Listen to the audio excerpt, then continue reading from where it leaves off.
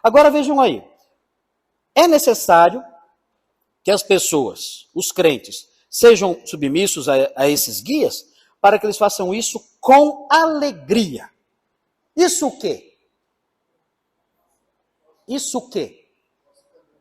Mostrar o caminho, mas tem uma coisa mais pertinho da frase. Oi? Olha o texto. Para que eles velem pela alma de vocês, não é isso? Eles velem pela alma de vocês com alegria. Velar pela alma de alguém dá trabalho? Tem que ficar o tempo todo atento, né?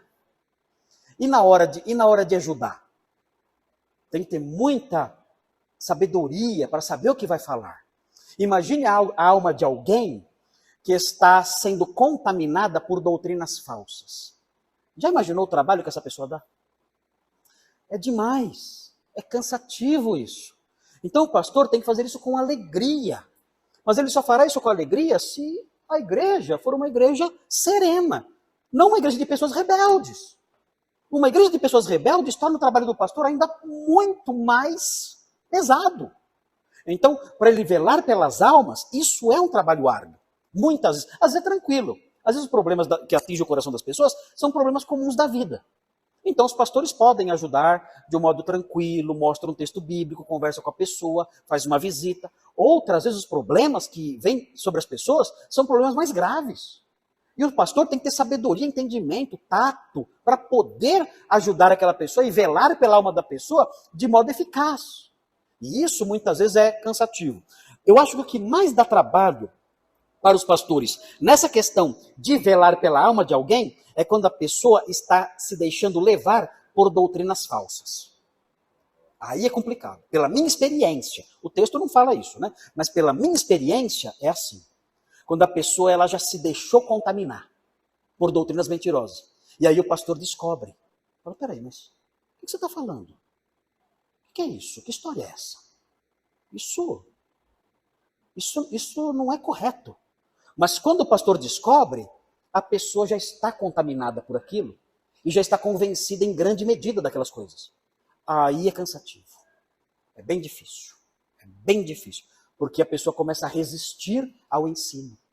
Ela não aceita a correção. A gente fala, olha, mas isso aqui não é correto. Veja o que a Bíblia diz. Não, mas esse texto não fala sobre isso. Como não fala? Tá na cara que fala. Não, esse texto não é assim.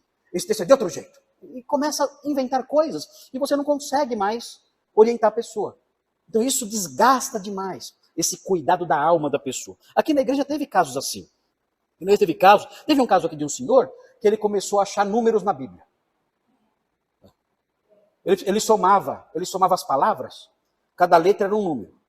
E ele fez um curso aí na internet, o cara lá dizendo, descobriu um outro nome de Jesus. Jesus tinha um outro nome secreto, lá no hebraico, que você somava, você descobriu o nome de Jesus. E, gente, olha, mas uma bobagem, gente, mas uma bobagem tão grande, mas é uma coisa tão estúpida, tão tola, tão infantil, tão burra, burra. E eu me lembro que eu fiquei 2 anos tentando mostrar para ele, olha, isso está errado. O hebraico é assim, não, mas isso aqui não é uma palavra em hebraico. Isso aqui é uma palavra conjugada com uma preposição. A pessoa que está fazendo essa soma, ela está ajeitando as coisas para dar o resultado certo que ela quer. Eu sei disso, eu sei o que estou falando. O pastor Thomas, que estuda muito hebraico, chamou também, olha, isso está errado. Esse hebraico que você está falando, isso não existe. Essa palavra não é isso, essa palavra é outra coisa. Gente, 2 anos. Um dia eu levei numa sala lá atrás, sentei e fiquei 2 horas explicando, não tem nada a ver isso é perigoso, isso vai contra o caráter de Deus. Deus se revelou em sua palavra, ele não colocou enigmas, ele não colocou charadas na sua palavra. Quando você fala que tem segredos na palavra, isso vai contra o conceito sagrado de revelação. Isso vai contra o caráter de Deus que se revelou a nós. Você não pode dizer que a Bíblia tem segredinhos e que só alguns descobrem. Isso é gnosticismo. Isso é gnosticismo, que só alguns têm conhecimento de alguns segredos. Isso é heresia, você tem que abandonar isso. Não adiantou. Não tinha jeito. Isso cansou. Eu e o pastor Thomas ali falando. Não tinha jeito.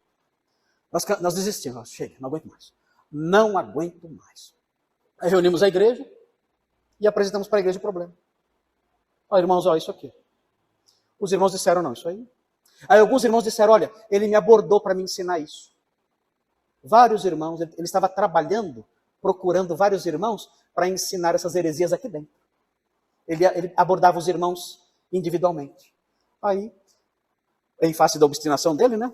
A igreja expulsou ele da igreja. Fora. Tchau. Tchau, suma. Não pise mais aqui. Sumiu. Está até hoje comprando calculadora por aí. Sei lá o que ele está fazendo por aí. Sumiu.